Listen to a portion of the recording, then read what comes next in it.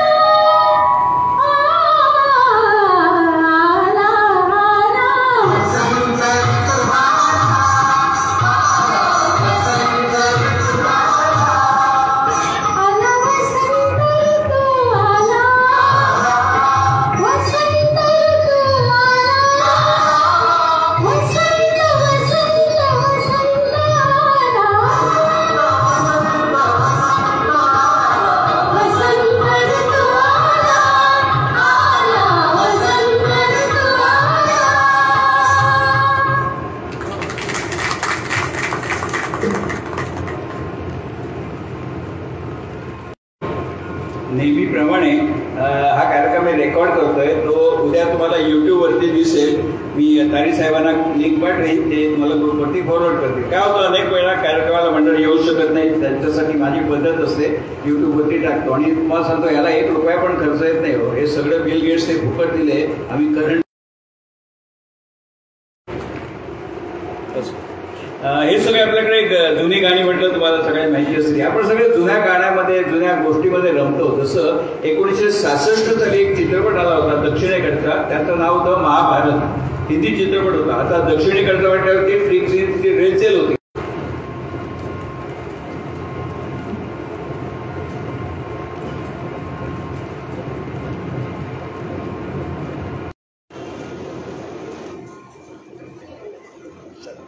इंग्रजीमध्ये एक म्हण आहे, difficulties do not come single. संकट एकटी येत नाही. तसं थोडं ते आवाजाचं झालं काय आलं, ह्या मोबाईलवरून यांच्या करत होतो, त्यांची रेंज गेली आहे काय की म्हणून मी माझा दुसरा लावला. ठीक आहे, आपल्याकडे टेक्नॉलॉजी आहे, काय तर एखाद्या मिनिटाचा फक्त गेला. तर त्या चित्रपटामध्ये महाभारत चित्रपटामध्ये इतकी छान दृश्य सगळी दाखवली होती. अर्जुन आणि कर्ण त्यांचं गदगोर युद्ध चालू असतं आणि एका प्रसंगी अर्जुन कर्णाच्या रथावरती बाण मारतो आणि कर्णाचा रथ 10-12 हात मागे ढकलला जातो. इतकं त्यांनी झूम मध्ये छान दाखवलं होतं ना की घोड्यात सकट तो रथ 10-12 हात मागे ढकलला जातो. एवढी अर्जुनाच्या बाणात ताकद होती.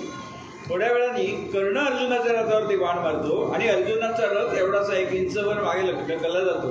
त्यावेळी भगवान श्रीकृष्ण अर्जुनाच्या रथाचं सारथ्य कृष्ण करत होते. तर कर्णाने बाण मारला अर्जुनाच्या रथावरती, इंचवर रथ अर्जुनाचा मागे सरकला. त्यावेळी भगवान श्रीकृष्ण म्हणाले, महावीर कर्ण की जय हो. त्यावर अर्जुन विचारतात कृष्णानं की त्याचा रथ मी एवढा 10 मागे ढकलला, तुम्ही मला शाबासकी दिली नाही आणि कर्णाने एवढासा मत माझा रथ मागे ढकलला, त्यावर तुम्ही लगेच म्हणता की महावीर कर्ण की जय हो, असं का? त्यावर भगवान श्रीकृष्ण सांगतात अर्जुनाला, पार्थ, अरे तुझ्या रथावरती महाबली हनुमान बसले आहे. 3 लोकांचा भार घेऊन मी तुझ्या रथावर बसलो आहे. असा रथ एवढासा सुद्धा मागे ढकलणं पार्थ तो मामूली बात नाही आहे. पार्थ असो, आपण पुढच्या गाण्याकडे वळूया.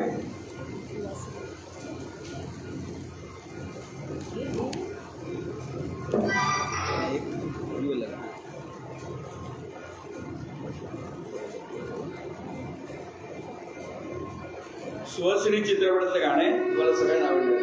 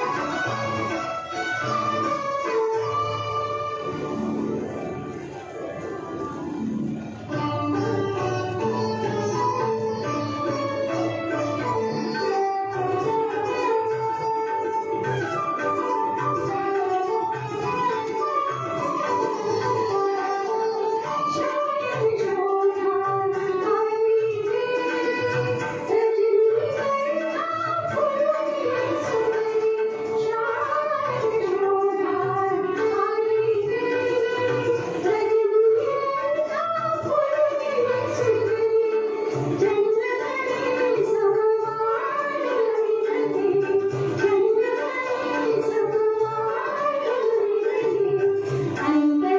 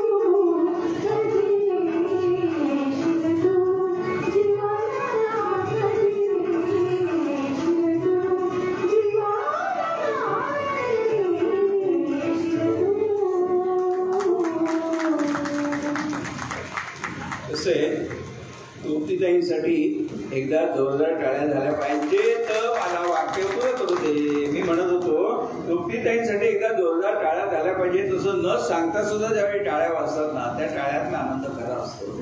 अनेक ठिकाणी आले ना लोक सांगत असतात ह्याच्यासाठी जोरदार टाळ्या झाल्या पाहिजे. अरे मनात नसलो तर की टाळ्या वाजवायला लागतात, काय पण इलाज नसतो, तसं करायला लागत नाही. आपण मराठी माणसात रसिक आहोत, चांगलं असेल तिथे नक्की दाद देतो. मग आम्ही येताना ना रिक्षाला एवढा वेळ झाला, म्हणजे जवळ एवढं यायचं असं आपल्याला ते पाऊस असेल की त्यांना मात चढतो रिक्षावर. पण हे रिक्षा टॅक्सीवाले सगळीकडे सारखेच असतात. इंग्लंडचे पंतप्रधान विन्स्टन चर्चिल हे सगळ्यांना माहिती आहे, कारण भारताला स्वातंत्र्य मिळालं ना त्यावेळी स्वातंत्र्य देऊ नका म्हणून सांगणारे ते होते विन्स्टन चर्चिल. तर त्यांचे एकदाच एक किस्सा आहे की ते रेडिओ स्टेशनला चालले होते. विन्स्टन चर्चिल त्यांचं भाषण होतं लंडनमध्ये रेडिओ स्टेशनला. तर ते टॅक्सीत बसून चालले होते. बरोबर का ग्रहस्थानी प्रश्न विचारला, एवढे इंग्लंडचे प्राईम मिनिस्टर टॅक्सीत का जाती, त्यांना गाडी नाही का? अहो काय काय माणसं असतात साधी याची. आमचे केंद्रीय रेल्वे मंत्री मधु दंड होते, रेल्वे मंत्री होते तरी स्वतःचे कपडे स्वतः धुत असत. गोव्याचे मुख्यमंत्री मनोहर पर्रीकर स्कूटरवर जाऊन भाजी घेऊन येत असत, बरोबर बॉडीगार्ड जाऊन असेल त्यांना. काय काय माणसं असतात. तर ते टॅक्सीत बसून चालले होते रेडिओ स्टेशनला. तर टॅक्सीवाल्याला म्हणाले की माझं इथे 15 मिनिटाचं काम आहे. पहिली गोष्ट, टॅक्सीवाल्यांनी त्यांना ओळखलंच नाही की आमचे प्राईम मिनिस्टर आहेत म्हणून. तर सिनेमातल्या लोकांना सगळे ओळखतात. आज आमचे मोदीने अमित शहा सोडले तर कोणाला माहिती तरी का कोण मंत्री, आता पुढे आलं तर ओळखणार नाही, तसं असतं. तर झालं असं की त्यांना ओळखलं नाही टॅक्सीवाल्याने. तर ते टॅक्सीवाल्याला म्हणाले, चर्चिल साहेब माझं इथे 15 मिनिटं काम आहे, तू थांब, तुझ्या टॅक्सी मी परत येईन, मी तुला रिटर्न भाडं देईन.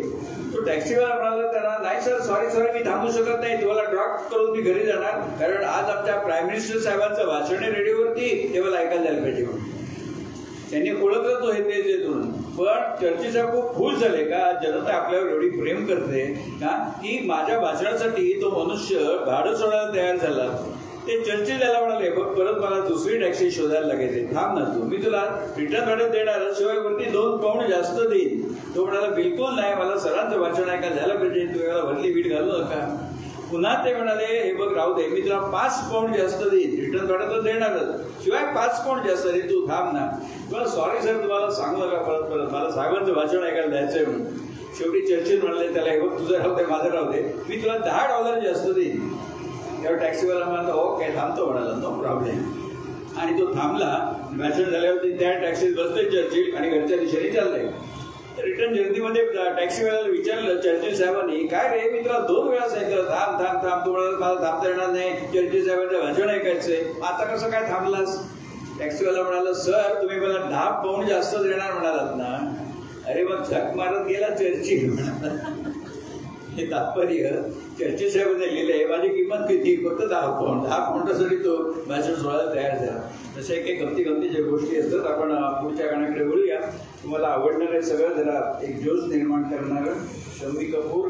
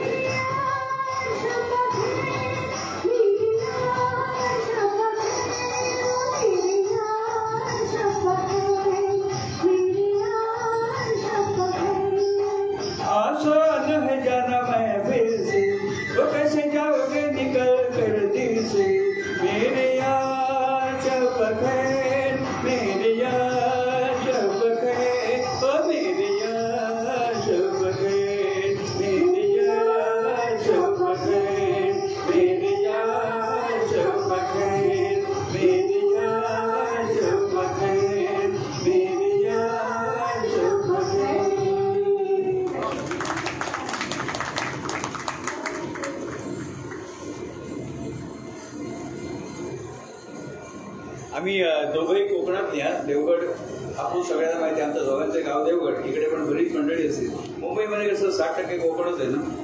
हे कोकणातली माणसं आपले खूप चतुर असतात. आमच्या देवगडला ना 2009 साली ज्यावेळी शिवसेना भाजपचं सरकार होतं त्यावेळी 1 रुपयामध्ये झुणका भाकर मिळत असे. तर देवगडला एसटी स्टँडवरती ते केंद्र होतं. लोक राईन लावून 1 रुपया झुणका भाकर घेऊन जात असे. नंतर ती योजना बंद पडली, ती गोष्ट वेगळी.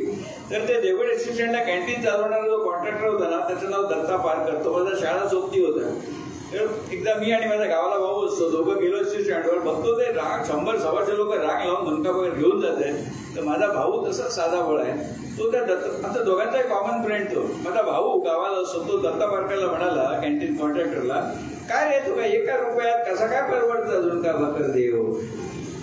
1 रुपयात कसं काय परवडतं झुणका भाकर द्यायला? आता वस्तुस्थिती अशी असते की 1 रुपया जरी झुणका भाकर पब्लिकला दिलं तरी एका झुणका भाकरी मागे सरकार 9 रुपये अनुदान देतं ना, सबसिडी, म्हणून ते परवडतं. आपल्या पदार्थ देत नाही.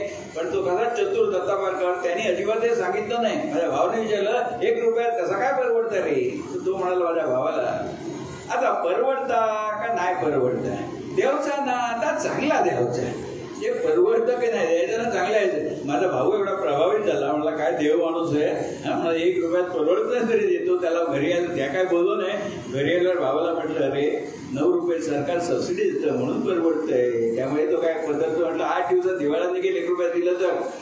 हा किस्सा एकदा मी पुण्याला सांगितला होता. म्हटलं बघा आमची कोकणातली माणसं कशी चतुर असतात. ती पुण्यामध्ये भलतं बोलून चालत नाही. मी स्वतः कसे आमचे चतुर माणसं होतं का कोकणातली. एक बाई उठून ह्याला म्हणलं चतुर म्हणत नाही, त्याला बेरकी म्हणतात. आम्ही चतुर म्हणतो, तुम्ही बेरकी म्हणा. पण आहे ते आहे. असो, आपण पुढच्या गाण्याकडे बोलूया. आता हिमालय बोलणे हा जुना चित्रपट मला सिंधवाडी म्हणून होता. त्याच्यातलं गाणं दर्शकाला ठाकूर सर चांगलं म्हणतात. तर मी त्याला सांगते ते गाणं म्हणा.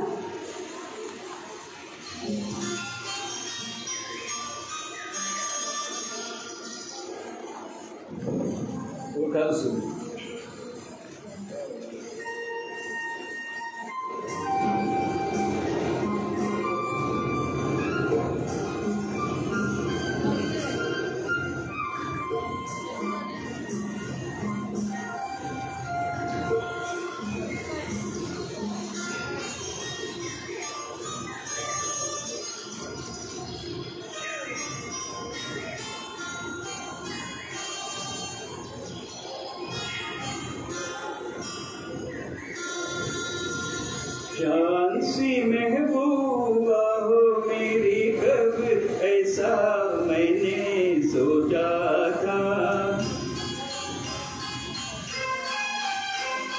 हाँ तुम बिल्कुल वैसी हो जैसा मैंने सोचा था.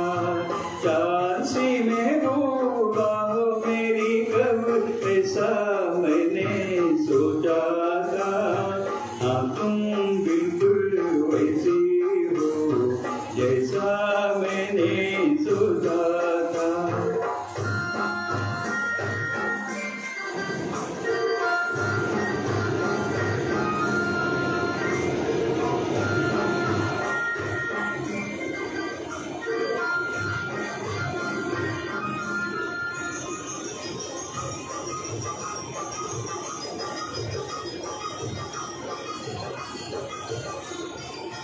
ना कसमें है ना रस में है, ना शिकवे है ना वादे है.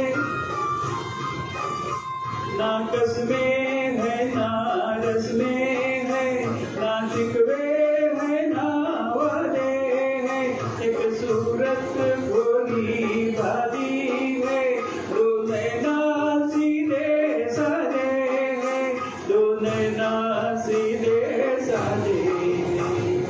ऐसा ही रूप ख्यालों में था जैसा मैंने सोचा था, हाँ तुम बिल्कुल वैसी हो जैसा मैंने सोचा था.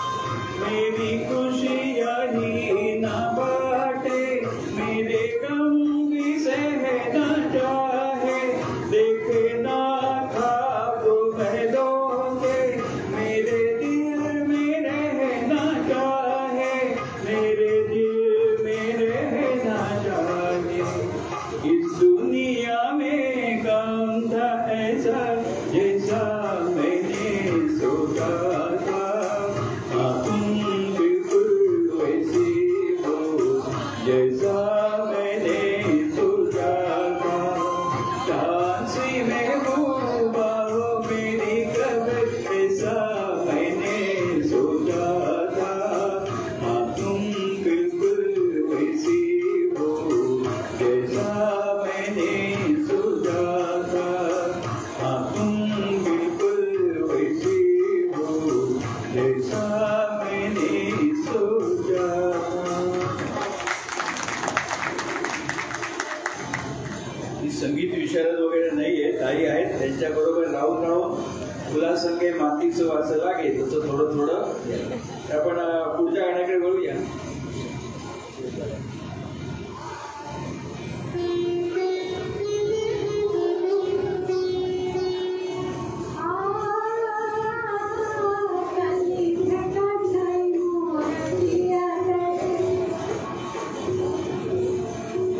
मोठा करा, कराओके मोठा करा, कराओके जाऊ मोठा करा.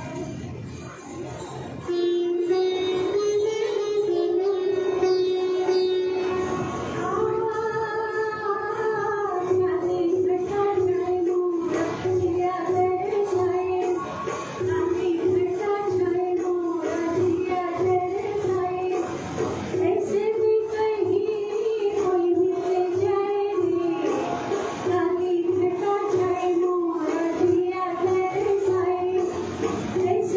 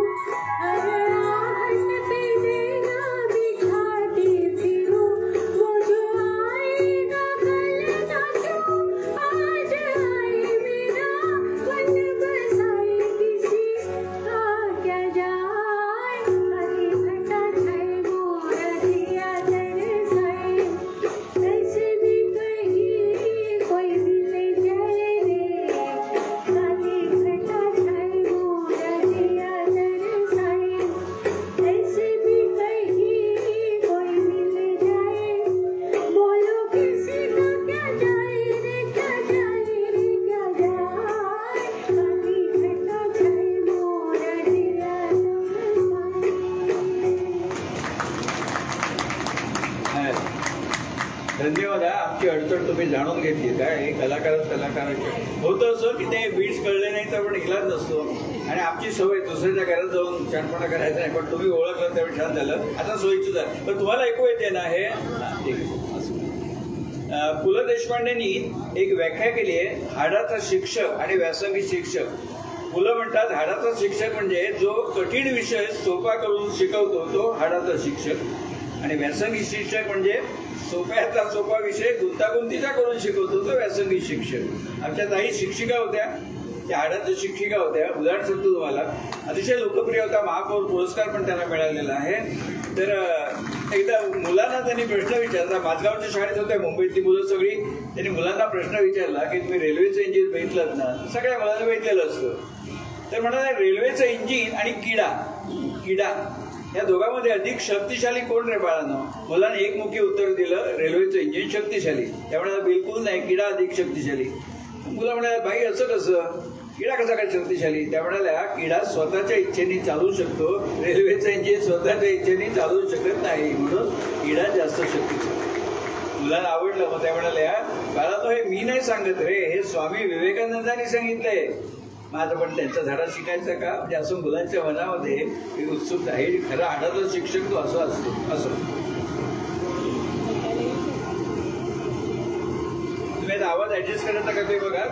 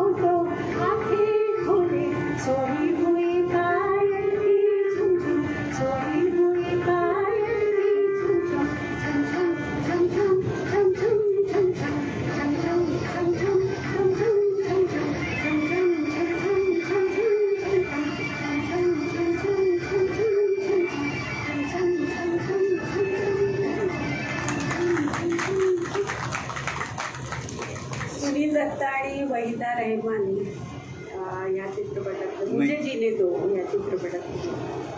आपल्या देशामध्ये बाबाबुवा महाराज यांचं पेव आहे महाराष्ट्रात जास्तीत. तर अनेक वेळे बाबाबुवा महाराजांचे जे चेले असतात ना ते बाहेर असं काही एक अफवा उठवत असतात त्यामुळे त्यांची चलती असते. आमच्या कोकणामध्ये एक बुवा आहेत, नाव घेत नाही की चांगलं सांगा वाईट कशाला सांगावं. तर त्यांचे चेले असं सगळं सांगत असत की बुवा आमचे एवढ्या पॉवरफुल आहेत ना एसटी गाड्या सोडते त्यांच्या प्रवचनासाठी म्हणून. आणि लोकांना तेच तसं नाही करते एसटी गाड्या सोडते एसटी गाड्या सोडते. ते एसटी गाड्या सोडते म्हणजे काय एसटी महामंडळ सर्टिफाय करत नाही की बुवा पॉवरफुल आहे म्हणून. एकदा मी राजापूरला गेलो होतो. ते राजापूरच्या जवळ ते गाव आहे तिथनं राजापूर स्टँडवरनं एसटी सुटत होत्या. ते डेपो मॅनेजरला सांगितलं म्हटलं हे लोक असं सांगतात एसटी गाड्या सोडते एवढा मोठा बुवा आहे म्हणून त्याच्यासाठी.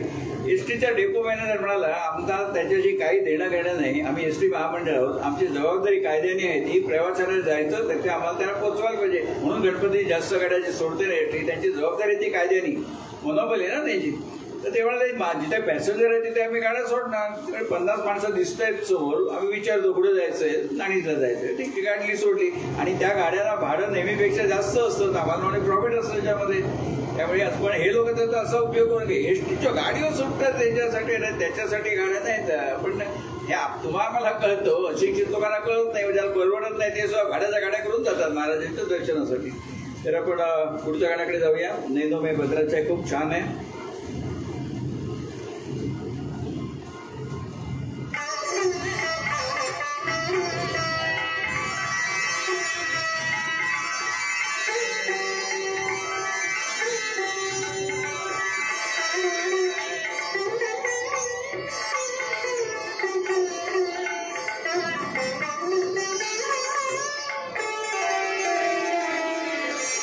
नैनो में भद्राचा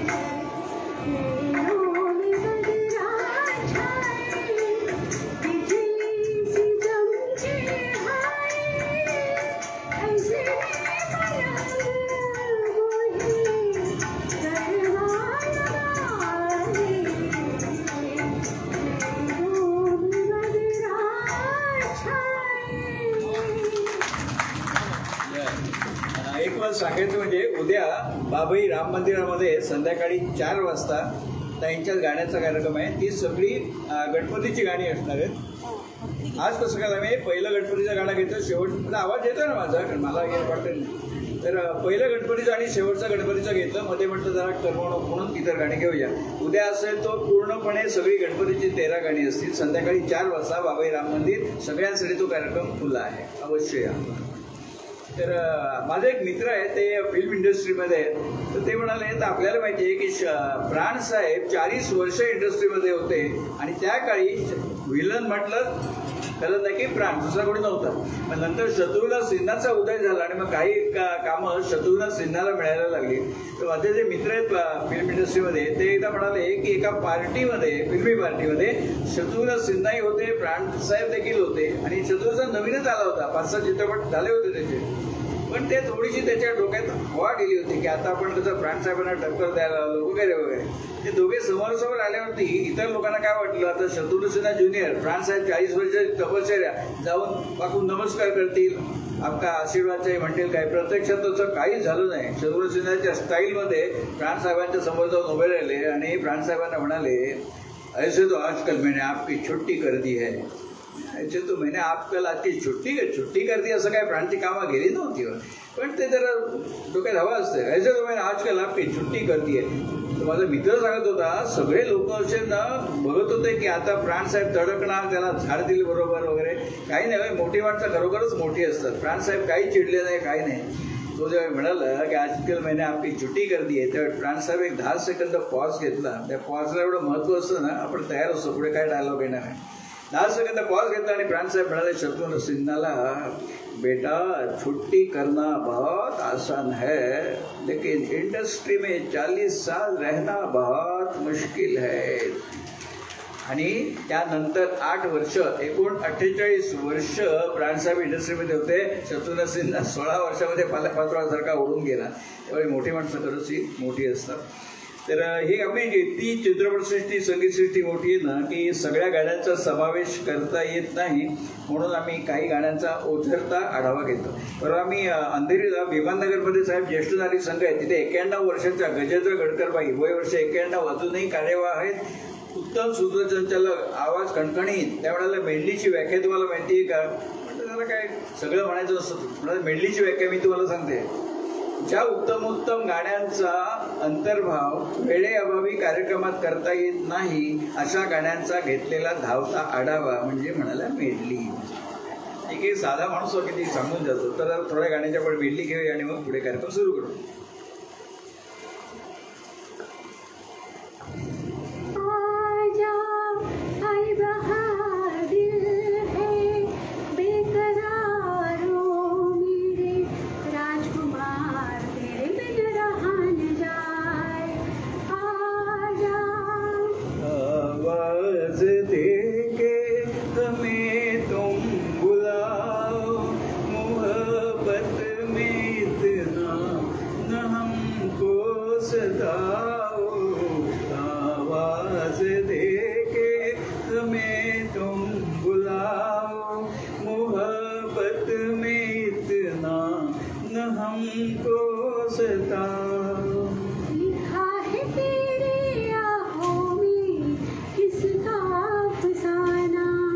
अगर इसे समझ सको हमें भी समझाना, लिखा है तेरी आँखों में किसका अफसाना. ये वादियाँ ये फिजाएं बुला रही है तुम्हें, खामोशियों की सजाएं बुला रही है तुम्हें. ये वादियाँ ये फिजाएं बुला रही है तुम्हें. ये कौन आया रोशन हो गई महफिल, जिसके नाम से मेरे घर से जैसे सूरज निकला है शाम से. कौन आया हो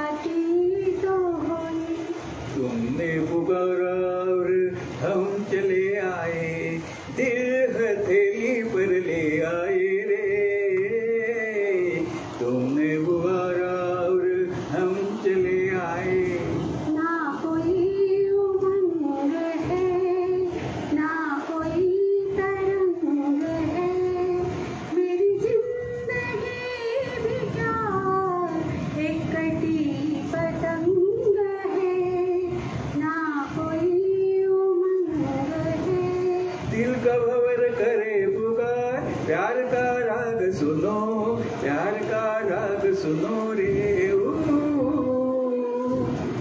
हम तेरे प्यार में सारा आलम खो बैठे हैं, खो बैठे। तुम कहते हो कि ऐसे प्यार को भूल जाओ, भूल जाओ। हम तेरे प्यार में सारा आलम। दीवाना हुआ बादल, सावन की घटा छाई, ये देख के दिल जुमा ली प्यार ने अंगड़ाई। दीवाना हुआ बादल। हमने देखी है इन आँखों की महकती खुशबू, हाथ से छूने से रिश्तों का इल्जाम न दो। सिर्फ एहसास है रूह से महसूस करो, प्यार को प्यार ही रहने दो, कोई नाम न दो। हमने देखी है फूलों की रानी, बहारों की मलिका, तेरा मुस्कुराना गजब हो गया। न दिल होश में है, न हम होश में है, नजर का मिलाना गजब हो गया। रात का समा झूमी चंद्रमा, तन मोरा नाचे के जैसे बिजुलिया। रात का समा तुम्हारी नजर क्यों खफा हो गई, खता बख्श दो गर खता हो गई।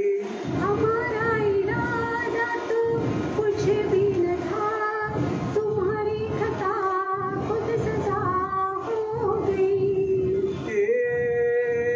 नीले गगन के तले धरती का प्यार पले, ऐसे ही लम्हे आती है सुबह, ऐसे ही शाम ढले। नीले गगन के तले धरती का प्यार पले। लग जा गले के फिर हंसी रात हो न हो, शायद इस जन्म में मुलाकात हो न हो। लग जा गले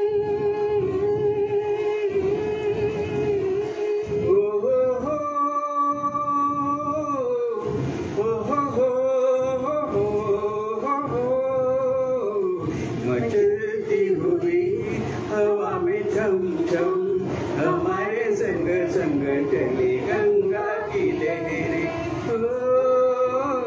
जमाने से कहो अकेले नहीं हम, हमारे संग संग चली गंगा की लहरें।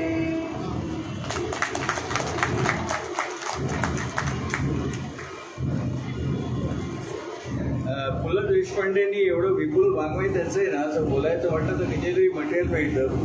त्यांनी लिहिलंय पुलंनी, विरोधाभास कसा असतो, 100 किलो गव्हाचं पोतं तुम्ही आम्ही आरामात विकत घेऊ शकतो, पण 100 किलो गव्हाचं पोतं आम्ही उचलू शकत नाही. पण एखादा मजूर 100 किलो गव्हाचं पोतं उचलू शकतो, पण तो विकत घेऊ शकत नाही. हा म्हणाले खरा विरोधाभास आहे. तसं म्हणजे जगणं सुसह्य होण्यासाठी 2 गोष्टी आवश्यक असतात, औषध आणि मित्र. फरक एवढा आहे, औषधाला एक्सपायरी डेट असते, मित्रांना एक्सपायरी डेट नसते. असं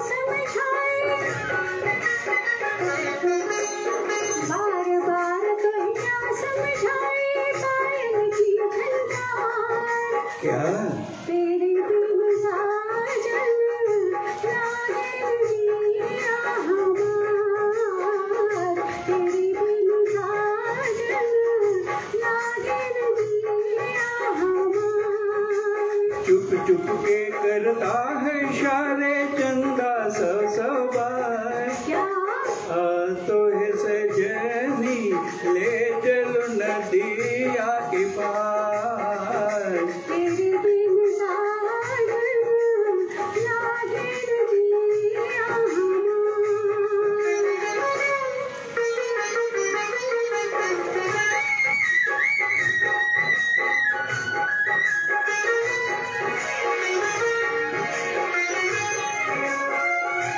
चलते चलते रुक गई क्यों सजन चलते चलते रुक गई क्यों सजन मिलते मिलते झुक गए क्यों नैन तेरे झुके झुके नैना करते हैं झुके झुके नैना करते हैं तुमसे इकरार क्या तेरे बिन साजन लागे नदिया हमार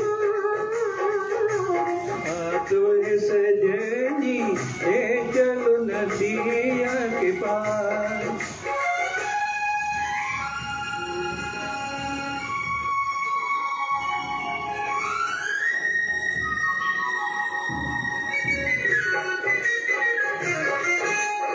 दरिया ऊपर चांदनी ऐ समर समर दरिया ऊपर चांदनी ऐ समर समर इन लहरों पर मन मेरा गया मचल मचल एक बात कहता हूँ तुमसे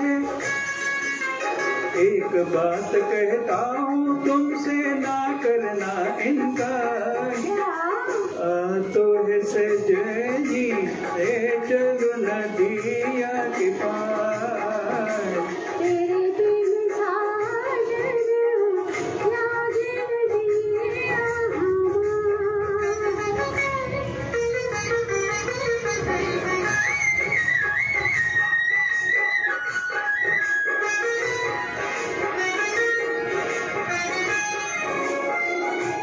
नागे दिन रात हम मिलते रहे बसता रोगी छाव में चलते ही रहे नाम तेरा ले लेकर गाए नाम तेरा ले लेकर गाए धड़कन का हर तार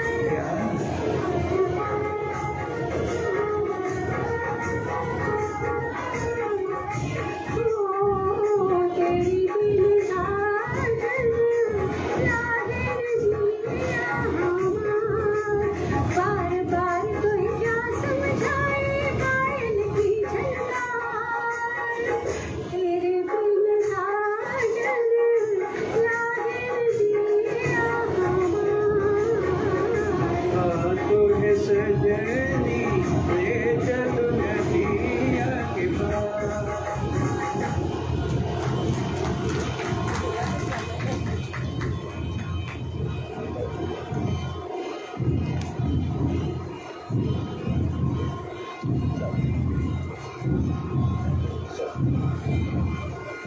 चालू ठेवायचं ना हा आवाज मोठा काय निवेदन करत नाही मी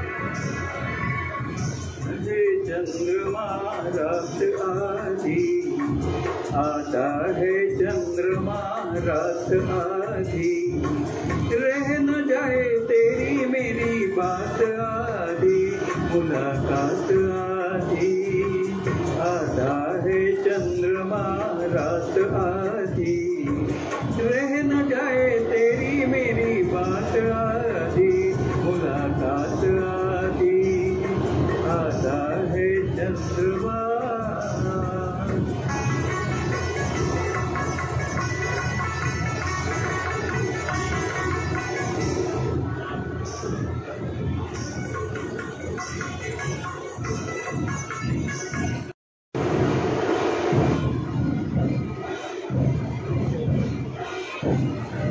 कार्यक्रमाचं समारंभाचं एक गाणं आपण घेऊ. आपण वेळेत आहोत.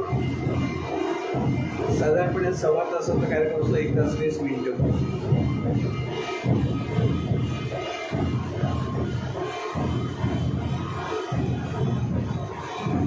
मगाशी म्हटलं ना की हाडाचं शिक्षक, मला सुदैवाने हाडाचे शिक्षक जास्त भेटले.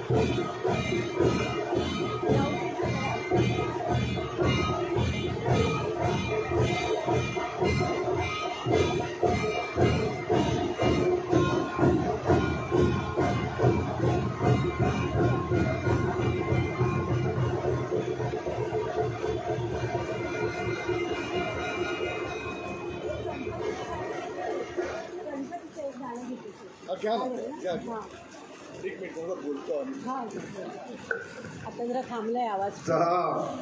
खरं तर यांचं कौतुक केलं पाहिजे. एवढ्याही सगळ्या आवाजामध्ये त्यांनी त्यांची कला जिवंत ठेवलेली आहे. आणि मला एकच म्हणायचं आहे, जेव्हा आपण असे कार्यक्रम करतो त्या जुन्या जमान्यात, मी मुद्दाम हा कार्यक्रम का केला त्याचंही कारण सांगतो. एक जुने आमची मागची पिढी आणि आपल्या पुढची पिढी यांच्या समोर हे गाणं यांचं व्हायला पाहिजे. कारण मला तर यांच्यातलं नवीन गुण दिसला. मी तर पहिलं त्यांना गाणं गाताना ऐकतोय. खरं तर हे लोक स्टेजवरची मंडळी आहेत मोठ्या, आपल्यासारख्या लहान सोसायटीत आले याचं कौतुक आहे. खरं सांगतो, अगदी मनापासून सांगतो. कारण त्यांनी एवढ्या सुद्धा याच्यामध्ये त्याने ते साऊंड हे केल्यावर त्याला ऍक्सेप्ट केलं. जनरली कुठचाही कलाकार ऍक्सेप्ट करत नाही, याने ऍक्सेप्ट केलं. हे खरं कौतुक आहे. आणि मला हवंच होतं ते, फक्त जरा संकोच वाटला की तुमच्या घरी घेऊन सांगायचं, पण कुणीतरी ओळख होती. नाही, ते एक ग्रस्त बसलेले आता नाही आहेत मला वाटते. त्यांनी आमच्या साऊंड रेकॉर्डिस्टसाठी आजपासून नवीन नाव ठेवूया, साऊंड रेकॉर्डिस्ट. दोन्हीकडे बघतोय तो, म्हणजे गणपतीचं आहे पण तिकडे लक्ष आहे आणि इकडेही लक्ष आहे. हे कौतुक आहे. दुसरी गोष्ट, मी बसलोय पुढे, माझ्या पाठी तामोरे आई बसले आहेत आणि त्या जुन्या गाण्यांना त्या साथ देत आहेत. आणि जुन्या गाण्यामध्ये त्यांना केवढा रस आहे बघा. मी दवणे बहिणींना बोलवतो इथे स्टेजवर. तुम्हाला जे काय वाटलं ते तुम्ही सांगा.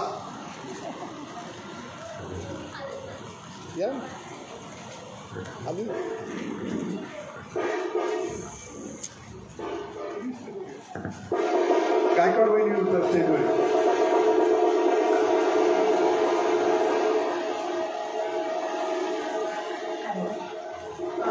सर्वप्रथम मी खरंच तुम्हाला ठाकूर सर आणि तृप्ती मॅडम खरोखर आभारी आहे. प्राप्त मी सगळ्यांचे आभार मानते.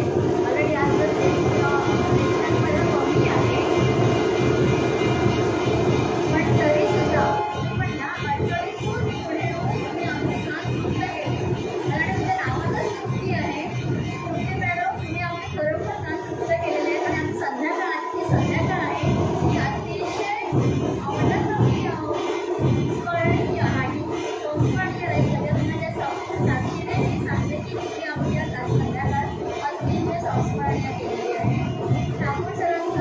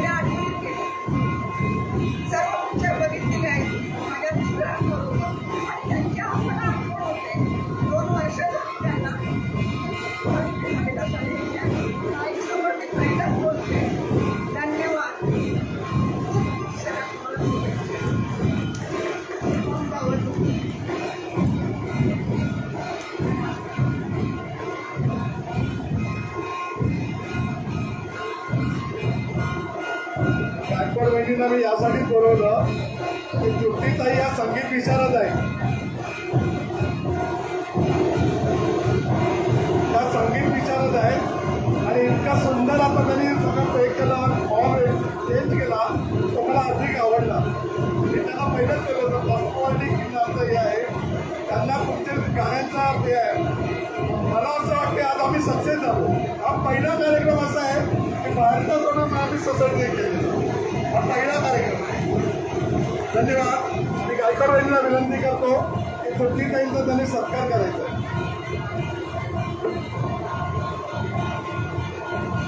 ऐकायला तर एक खेळ म्युझिक चालू आहे बाजूला, पण ताई आणि दादांचा प्राप्ती सोसायटीमध्ये हार्दिक अभिनंदन. आणि आम्हाला जुन्या युगात घेऊन गेले ना, त्याबद्दल खूप अभिमान वाटलं गाणं ऐकताना. कारण नाटकामध्ये आम्ही काय सांगू तुम्हाला, पुरातन दर्शन काय जगाला वरला ते काय ऐकत नाही. पण या गाण्याला महत्त्व आहे. म्हणजे ही गाणी आहेत ना, त्याच्यामुळे ऐकायला कानाला खूप छान वाटतं. आणि तुम्ही गाणं गात असताना आम्ही तो आनंद घेतला पाहिजे.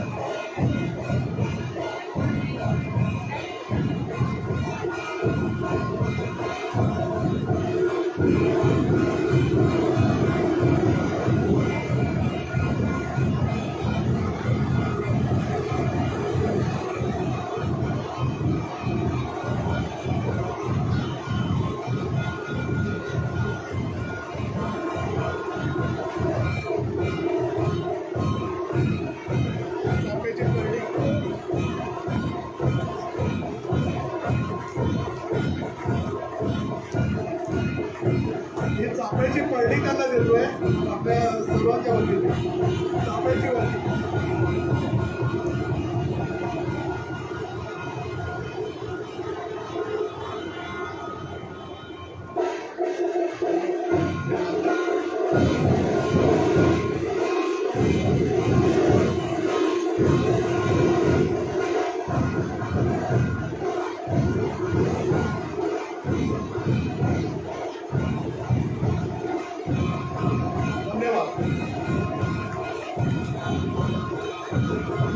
अरे हे संपू द्या.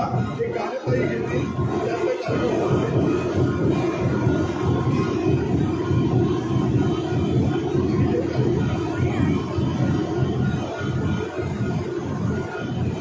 म्हणताना